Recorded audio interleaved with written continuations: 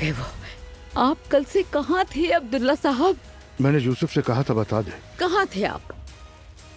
भाई अंदर आए और समझाएं। आपका फोन भी मुस्तकिल बंद था। यूसुफ से मैंने कह दिया था कि तुम्हें बता दे कि मैं ठीक हूँ। मरियम तुम क्यों परेशान कर रही हो यहाँ सबको? चले आए और सब बताएं हमें।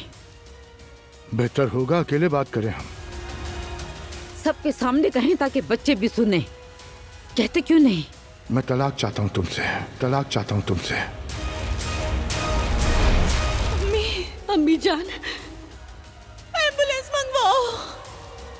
अब्दुल्ला बाबा अभी घर आए। उन्होंने कहा है कि वो तलाक चाहते हैं और खाला से मोहब्बत करते हैं। मैं ये नहीं कहती कि तुम मुझे समझो, लेकिन मेरी माफी कबूल कर लो प्लीज प्लीज। तुम इसके काबिल नहीं हो। एलिफ अब्दुल्ला साहब के साथ थी मम्मी।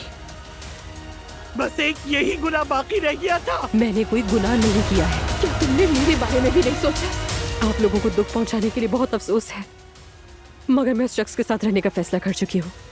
वो शख्स शादीशुदा है, शादीशुदा। वो तलाक ले रहा है, इसीलिए मैंने भी कबूल किया है इसे।